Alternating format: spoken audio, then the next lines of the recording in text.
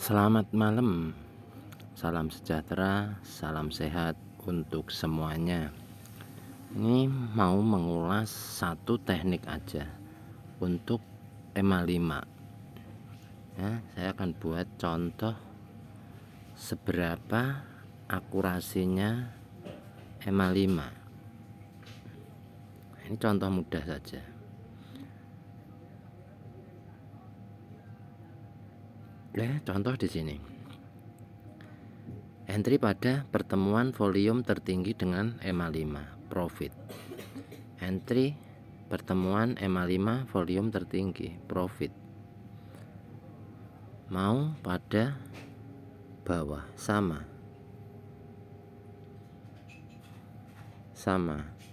pertemuan volume terendah ini akan berlaku sama. EMA 5 bertemu volume terendah, semuanya profit, tidak ada yang tidak.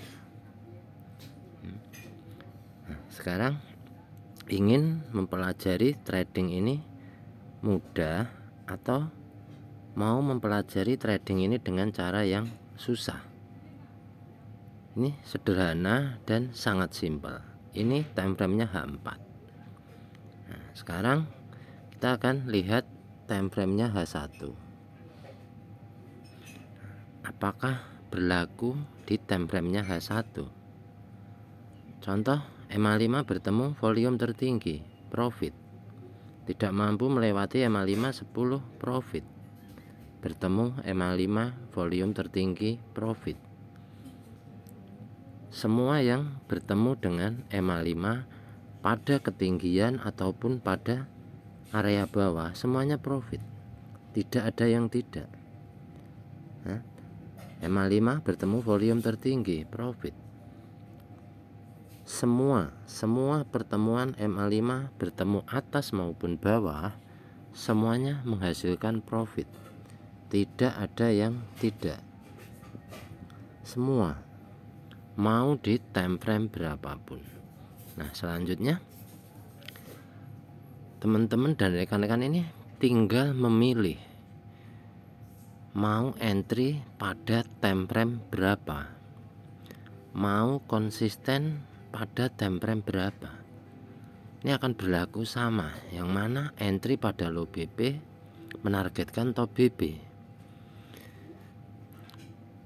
Ini yang sering saya sampaikan.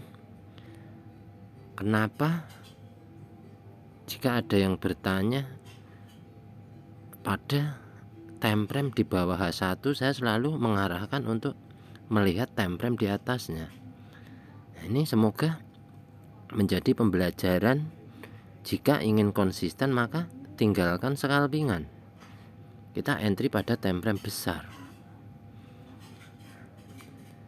Entry M5, M15 wajib take profit di time frame tersebut, karena itu adalah entry tambahan. Selanjutnya, pergerakan market ini akan dibawa oleh time frame besar. Kemana time frame besar beranjak, maka time frame kecil akan mengikuti. Ini semoga mudah dipahami untuk entry-nya M5, M15. Nah, jika mengacu pada time frame-nya H1 volume tertinggi bertemu EMA 5 valid, penurunan membuat candlestick arah kukuh sell. Selanjutnya bisa re-entry. Maka apabila mengikut strukturnya BBMA, maka cukup setupnya H1 dan setupnya H4, dimana ada candlestick arah kukuh, maka akan berlaku re-entry. Selanjutnya kita akan entry di tempat-tempat yang sudah disediakan. Jika memindah time frame, maka di time frame itulah mengambil take profit. Jika mengikuti pada H1, maka apa yang berlaku yang dari bawah, dimana nanti boleh entry B, maka akan mengikut entry-nya B. Dimana di atas sudah tidak lagi mampu ke atas, maka kita boleh entry sell. Seperti yang saya sampaikan, buy maupun sell adalah pilihan. Hanya saja arah market besar ini yang membawa adalah media trend, dimana media trend kita akan menggunakannya ataupun yang menjadi acuan. Time frame besarlah yang berpotensi membawa market. Jadi ini wajib bisa membedakan time frame kecil dan time frame besar.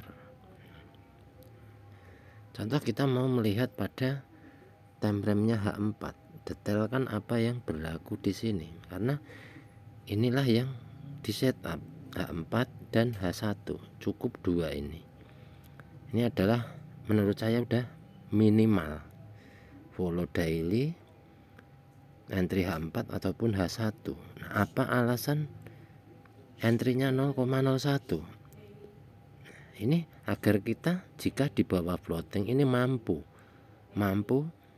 untuk menahan floating. Nah, ini cara ya yang saya gunakan,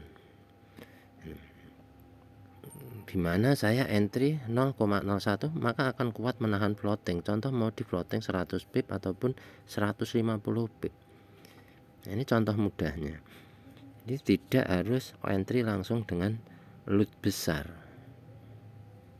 Ini cara yang gampang, cara yang bisa masuk akal atau logikanya seperti itu. Dimana struktur ini apabila belum lengkap maka tidak akan jalan seperti yang saya sampaikan pada video-video sebelumnya. Jika sudah lengkap maka akan jalan. Jadi tidak ada pengaruh dari manapun selain dari sistem market ini yang bekerja. Kecepatan atau lambannya market ini sudah masuk program, sudah diprogram dan dimasukkan dalam sistem, dimana nanti jam berapa pergerakan itu ada pergerakan gesit ataupun pergerakan yang melamban, pergerakan pelan, dimana jamnya ini sudah diatur dalam program.